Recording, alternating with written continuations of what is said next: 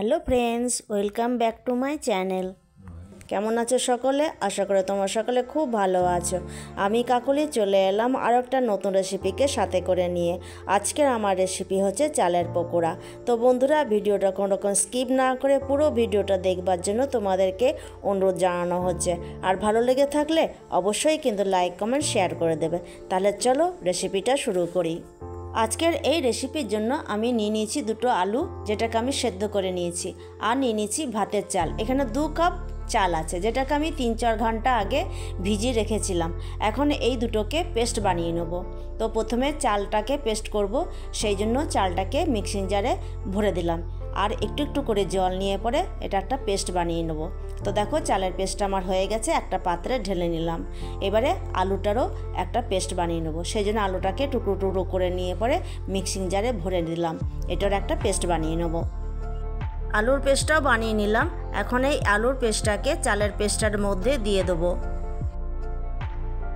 এরপর এর মধ্যে কিছু উপকরণ দেবো। তো সবার প্রথমে দিয়ে দিলাম 1/2 টিস্পুন গোলমরিচ গুঁড়ো, 1 টিস্পুন গোটা জিরে, 4-5টা লঙ্কা কুচি, দিয়ে দিলাম কিছুটা কারি পাতা, আর দিয়ে দেবো কিছুটা ধনে পাতা, আর দিয়ে দেবো স্বাদ অনুসার নুন।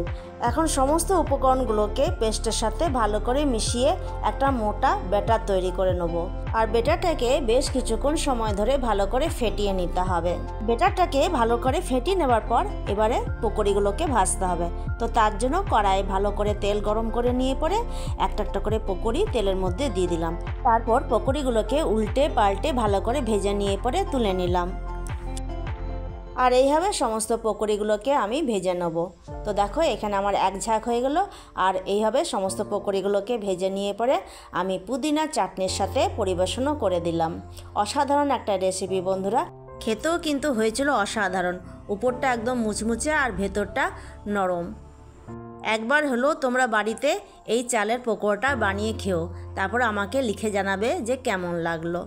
এই চালের পকোড়া সকালের ব্রেকফাস্টই হোক কিংবা সন্ধ্যায় ইভিনিং স্ন্যাক্সই হোক, 2 টাইমে কিন্তু খেতে খুব ভালো লাগবে। তাহলে বন্ধুরা, আজকের মতো ভিডিওটা এই পর্যন্তই। দেখা হচ্ছে আগামী দিনে নতুন একটা ভিডিওর সাথে। ততক্ষণ পর্যন্ত তোমরা ভালো থাকো, সুস্থ থাকো, সাবধানে থাকো। আজকের মতো টাটা, ধন্যবাদ।